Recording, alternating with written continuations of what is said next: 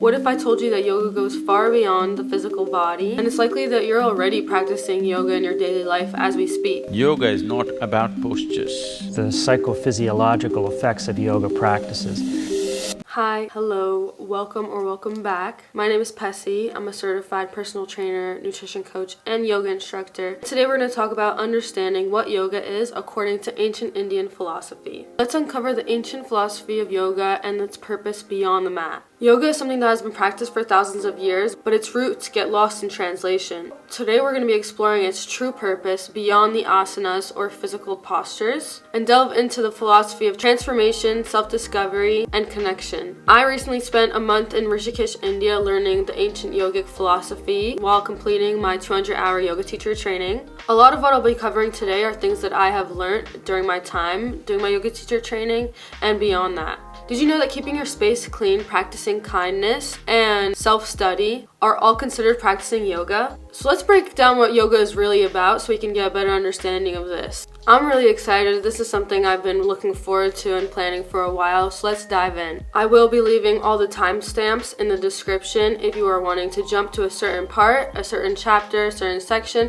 It'll all be in the description, so just check it out if you want to skip over any parts or if you're looking for something specific. First, let's start with the translation of the word yoga itself. Yoga comes from the Sanskrit word yuj, which means to yoke or unite. When I first started practicing yoga, I didn't have much guidance or knowledge about its roots or purpose. My journey genuinely began intuitively, without much guidance. I would move my body in ways that felt natural, paying attention to how I was breathing and how I felt. There weren't any rules or expectations, just a genuine desire to get to connect with myself better. And to my surprise, even without any knowledge, I began seeing immense benefits of practicing yoga. I felt calmer, more concentrated, more in tune with myself. I was able to self-regulate, my body became stronger and more flexible, and my mind just started to feel clearer. It was as if the practice itself just revealed its gifts to me step by step without needing to follow any specific path. That experience was so meaningful to me that it sparked this passion to get deeper into the knowledge of what yoga really is so that I can understand why and how it had such profound benefits and impact on my life. This is where yoga shines, as both a practice of discipline and of intuition. There's an Indian philosophy often referred to as antaryamin, or inner guru. Disclaimer when I'm pronouncing any of the Sanskrit words, if I'm not saying it correctly, you can just let me know. I do not know Sanskrit fluently, so please bear with me. The inner guru is a teacher that exists within all of us. So my early practice was guided exclusively by the intuition and inner guru within me. Yoga doesn't necessarily require you to memorize ancient texts or follow some detailed sequence perfectly to experience the amazing transformative powers. Instead, yoga invites you to listen to your body, honor its needs, and trust your own inner voice. That said, learning the roots of yoga philosophy, like where it comes from, its history, its purpose, really elevated my practice to a whole nother level. It gave me the ability to take what I was already experiencing organically and enhance it by connecting deeply to the tradition and lineage of yoga. The ancient texts like the Yoga Sutras of Patanjali or the Bhagavad Gita describe yoga as a journey towards self-realization. So for me, learning these teachings added a depth to my practice, helping me see yoga as more of a holistic way of being. What I've come to see is that yoga is not a one-size-fits-all type of roadmap. Some people begin with formal instruction, while others, like I did, start intuitively. Indian or Hindu philosophy embraces this diversity and encourages people to find their own way, and that's why it's accessible to everyone at whatever point of your journey you're on. Yoga is about creating harmony within yourself and around you, whether you're following a teacher or listening to your own inner guru. Discovering what works for you is the key, and regardless of what your practice looks like, it's valid. And that's the beauty of yoga. It doesn't demand perfection, it asks for presence. Your journey is truly your own, regardless of where you start. Whether it's knowledge, curiosity, it's enough. So when people ask what is yoga, it's both a discipline and a surrender. It's both rooted in tradition and shaped by intuition. It's about finding union, whatever that looks like for you. For me, it started with intuition and curiosity, and it's evolved into a lifelong exploration that's deeply fulfilling. Now that you kind of get the picture of what my journey is and what the possibility of what your journey can look like, let's get into the history and the context behind yoga philosophy. So where does yoga philosophy come from, and how did it come to be? I think it's important to have some idea of the background before we get into the actual knowledge and details. There are many paths of yoga, and we'll get into each one separately later in the video. Like I said, there are descriptions if you want to skip. let's talk about where all these concepts come from. So all the knowledge of yoga stems from the Vedas. Vedas comes from the word vid, which means knowledge. Vedas is ancient knowledge which was revealed, aparshaya, which means they were divinely revealed rather than authored, to ancient sages while in deep meditation over several generations. The actual date is debated, but it dates back to around 3000 BCE during the early Indus Valley civilization. Shortly after this knowledge was revealed to these sages, it was orally passed down from teacher to student until they were transcribed to preserve the accuracy of this knowledge that was revealed. They were all transcribed from 15 BCE to 500 BCE, and it was all written in Sanskrit, which is the ancient Indo-European language. This is where the Vedic texts, or Shruti, which means that which is heard, all comes from. There are 4 Vedic texts, which include Vedas, which are hymns, Brahmanas, which are commentaries on Vedic texts, Aranyakas, which are reflections on Vedic rituals, and Upanishads, which is philosophical teachings. Each of these Vedic texts have many more books expanding on the divine knowledge. Secondary to Shruti, the Vedic texts, is Smriti, which means that which is remembered. And these differ from the Shruti because these texts were composed and written by humans, and they're important in guiding ethical and religious practices, which is actually what the Bhagavad Gita falls under, which is a text you may have heard of that is very popularly known. There's no definitive amount of Smriti texts because it's a vast collection of literature, but we won't be getting into that. I just bring these up so that you can see there are many philosophical texts, and all the philosophy of yoga comes from all the different places within these Vedic, Shruti, and the Smriti texts. The ultimate purpose of all the paths of yoga is to achieve self-realization and liberation. This involves transcending the ego, overcoming ignorance, and experiencing union with the ultimate reality, which is often referred to as Brahman, the universal consciousness or divine essence, resulting in lasting inner peace and bliss as a result of aligning with your higher self. So each path of yoga has a unique approach to these goals. It's suited to different personality types and different life situations. Many of these paths are unified under the concept of Advaita Vedanta, which basically asserts that the individual self, Atman, is not separate from the universal self, Brahman. All of the practices ultimately lead to this understanding. So let's start going over the different paths of yoga. So there's Bhakti Yoga, which is devotion, focuses on cultivating deep love and connection with the divine through chanting, prayers, hymns, and rituals, leading to transcending oneself. Karma Yoga, which is unattached selfless action and service, which teaches to act without attachment to the outcomes of those actions, which purifies one's heart and mind, leading to aligning one's individual will with the universal will. We have Hatha Yoga, Ha meaning sun, Tha meaning moon, which focuses on asanas, physical poses, and pranayama, breath work or expansion of the life force. Both asana and pranayama prepare the body and mind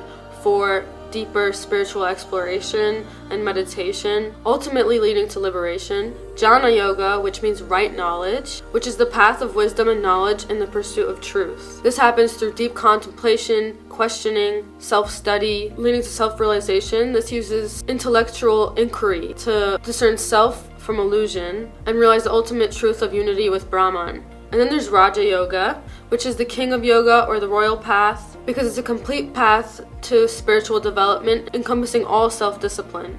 This is the famous 8-limbed path outlined by Patanjali, which we will get into further in the next section. The ultimate purpose of all the paths of yoga, whether it's devotion, selfless action, knowledge, or meditation, is the same: union. Yoga. It's about reconnecting with our true nature, transcending the ego, and realizing that we are already one with the infinite.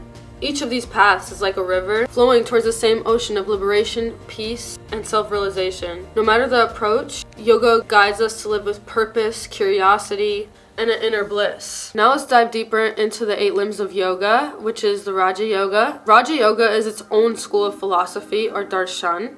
Raja Yoga is the practical path of the theoretical ideas of Samkhya, which is another one of the 6 major Indian schools of philosophy that all come from the Vedas, and it's known for its dualistic approach to metaphysics, encompassing Purusha, meaning consciousness, and Prakriti, meaning material nature. A dualistic approach to metaphysics means viewing reality as composed of 2 distinct and fundamentally different kinds of substances and principles, suggesting that these 2 components operate independently or in opposition. The Raja Yoga, which is the 8-fold path, focused on the practical techniques for mental discipline to achieve liberation, which is a spiritual effort to attain attain samadhi, which is union with the object of meditation. So Patanjali, who was the author of these Yoga Sutras, which is short aphorisms or taking big teachings and shortening them up, Patanjali lived around 200 to 400 BCE, and he was an ancient sage whose contribution was critical to creating a structured framework of yoga. Let's dive into the 8 limbs of yoga. So number 1 is yama, which is the ethical guidelines. These are things we avoid doing to live in harmony with others, like a moral code for life. This includes ahimsa, which is non-violence, treating yourself and others with kindness, satya, which is truthfulness, being honest both outwardly and inwardly, asteya, non-stealing, don't take things that are not yours, and this is supposed to go beyond just the physical, brahmacharya, self-control, practicing moderation, especially with things like desire or indulgence, and aparigraha, which is non-possessiveness. Basically practicing detachment, letting go of attachment to material things and outcomes. The second limb is niyama, which is personal practices to build within yourself. There's shocha, which is purity, keeping your body, mind, and surroundings clean. Santosha, contentment, just being happy with what you have here and now. Tapas, which is discipline, staying committed even when it's rough. Svadhyaya, which is self-study, reflecting on yourself and learning from your experiences. Not trying to pronounce this, but it's Ishvara Pranidhana, which means to surrender. Letting go of the ego and trusting in something bigger than just yourself. The third limb is asana. This is like the one everybody knows. Asana is physical poses. The physical poses are used to keep the body healthy, strong, and comfortable. This prepares the body to sit in meditation by releasing tensions and creating space, which promotes stillness. The fourth one is pranayama, which is breath control, breath work, or life force expansion. This is basically controlling the regulation of your breath, or prana, which is life energy. Through controlled breathing techniques, the mind can become more focused and the body can become more relaxed. Number 5 of the path is pratyahara, which is withdrawal of the senses. This is withdrawing the senses from external stimuli and distractions and turning inwards. By withdrawing your senses, you're able to now focus more on what it is you're experiencing within yourself, leading to better control of your thoughts and emotions. Number 6, dharana, which is concentration, which is basically the practice of concentrating your mind on a single point or object, concentrating without distraction, preparing your mind for a deeper meditation. Dhyana, number 7, is meditation. Dhyana is the practice of sustained, uninterrupted meditation, which involves a continuous flow of concentration and awareness, where the practitioner is fully immersed in the object of meditation, which leads to a deep state of mindfulness and presence. And the last one, number 8, is samadhi, or enlightenment. This is the ultimate goal. Samadhi is a state of bliss and oneness where the line between yourself and everything else just fades away. This is where you experience the true boundless nature of what you are. Now, how does this all work together? The 8 limbs work like a system where each part helps you develop in different ways. You start with your action in the world, yama and niyama, build physical strength and control, asana and pranayama, and then you move inward, pratyahara, dharana, and dhyana, until you reach the ultimate state of unity, samadhi. This is all a journey, not a destination. It's like building the foundation for a peaceful and centered life. Each limb supports the other, making the process of self-realization more holistic. So does this mean that practicing just the asana, which is the third limb in the Eightfold Path, is wrong? This is something that a lot of people in Western society practice, just asana alone or asana and pranayama alone. So let's get into if there's a problem with that. In the practice of a lot of Western yoga, what is left out is that yoga's true essence is much more than just the physical postures that we associate with them. While modern Western yoga brings immense benefits, especially when it comes to health and fitness, it's important to recognize that the practice of yoga has deeper roots and maybe go beyond what you see in the studio. With an open and non-judgmental heart, let's explore the topics that are left out and why you may want to bring a more holistic approach to your yoga journey. In Western yoga, there's a strong emphasis on asanas, which are the physical postures that build strength, flexibility, and balance. These asanas are often the most accessible and visible parts of yoga, and they hold great value. But in the ancient form of yoga, it's more than just about the body and the postures. It's about the mind, spirit, and heart as well.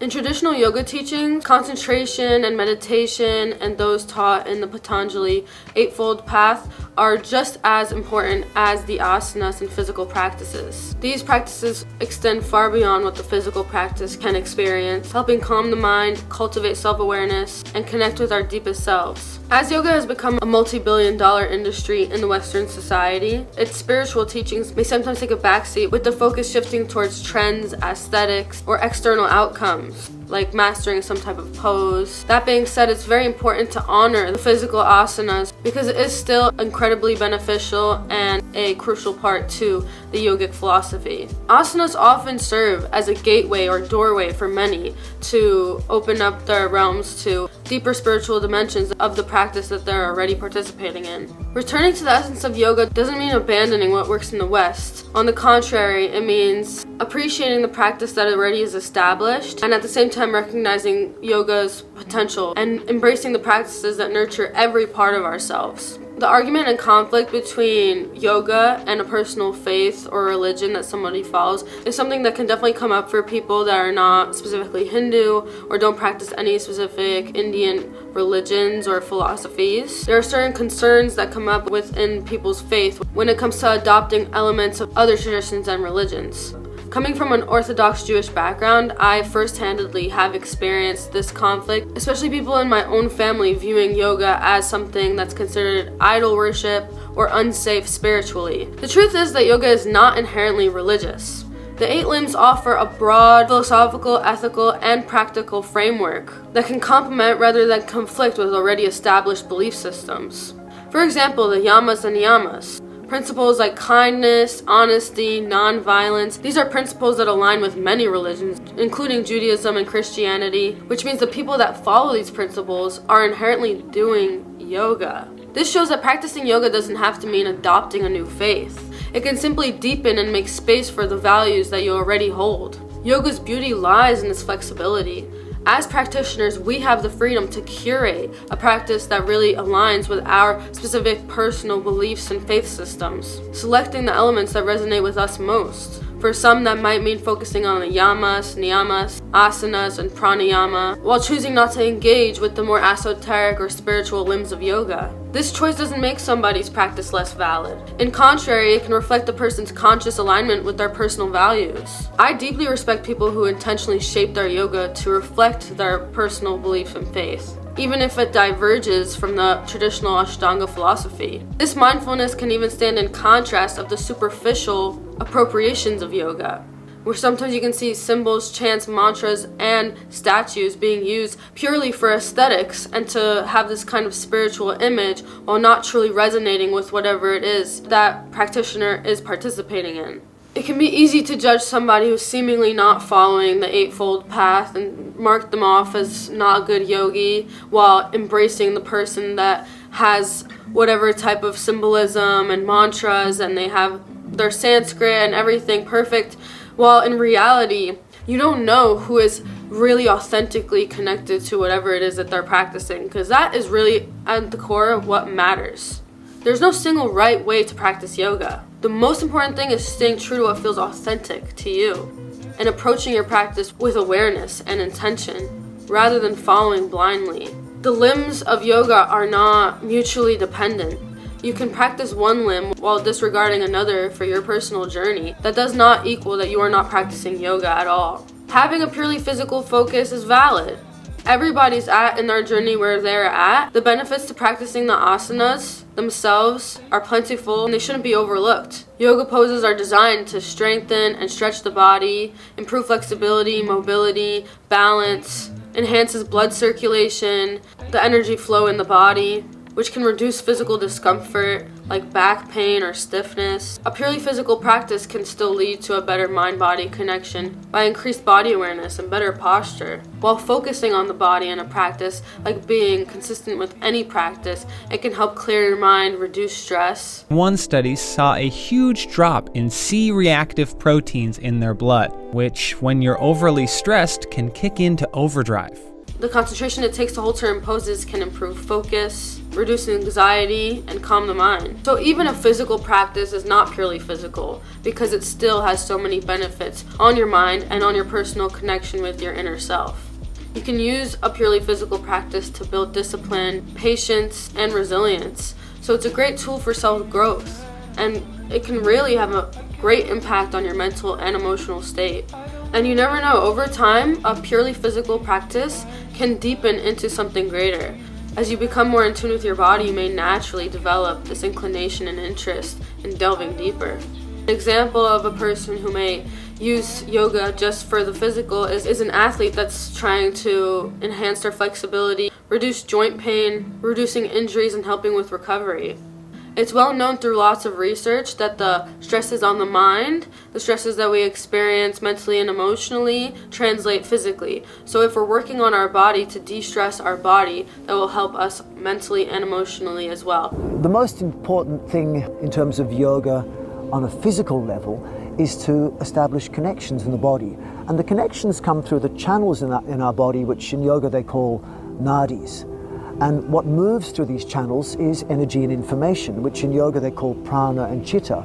But physically, these channels are blood vessels, nerves, lymphatic vessels, acupuncture meridians, just to name the main ones. It's an interconnected relationship. Yes, you can see something as just a purely physical practice, but in reality, it's never a purely physical practice because these things cannot be separated. Yoga is a path that invites us to explore ourselves with kindness, compassion. Whether your practice is physical, mental, emotional, or spiritual, or all of it, it's just a beautiful journey to self-discovery. While Western yoga is criticized and can lack some depth in the practice, just like anything else, it's meeting people where they're at. At the end of the day, if there's a great large demographic of people that are pulled to that style of yoga teaching, that's because that's where those people are at in their journey, and when they're meant to move forward, they will. So let's let go of the judgment and understand somebody practicing the physical postures, which does translate mentally and emotionally as well and has immense physical benefits. It's not a bad thing at all. It's a good thing and it should be celebrated, and it is celebrated. And there's always room to gently expand your knowledge through books, podcasts, teachers, gurus, and finding different studios. If you're interested, there are many, many studios in person or on YouTube that you can deepen your relationship with yoga.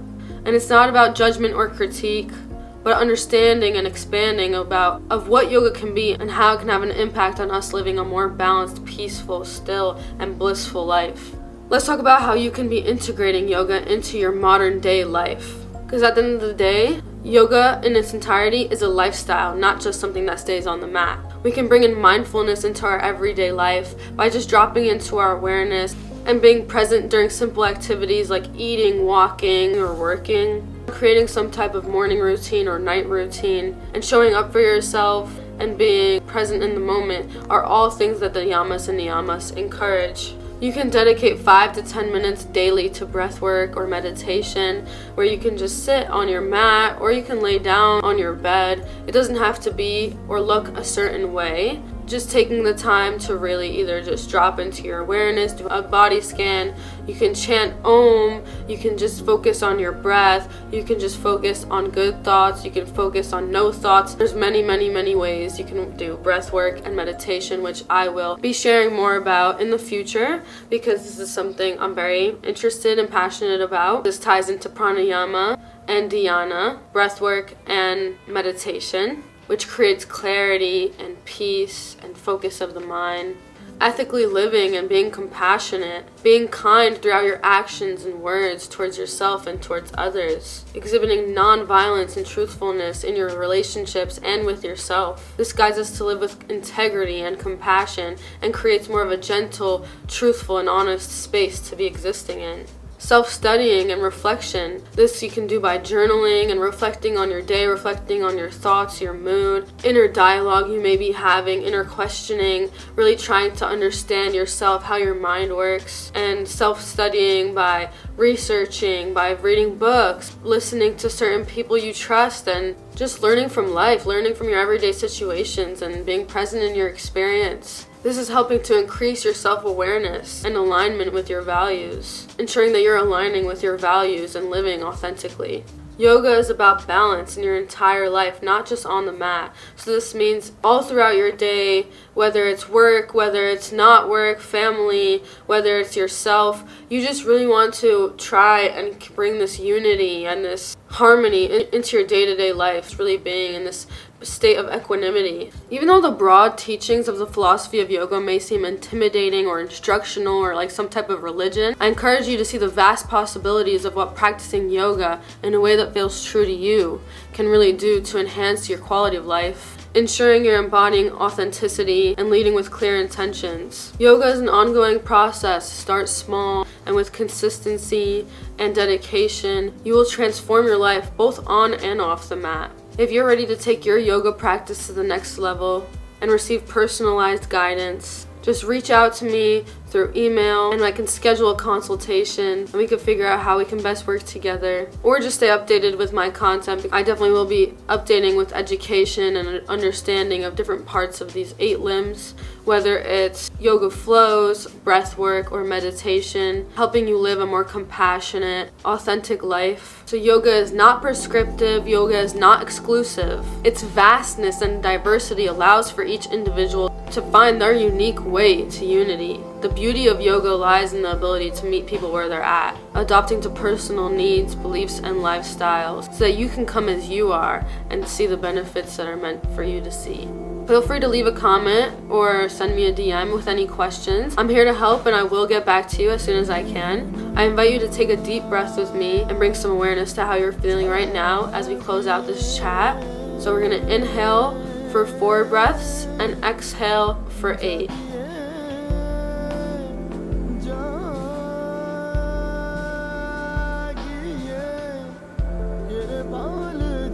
Inviting mindfulness into your day moving forward.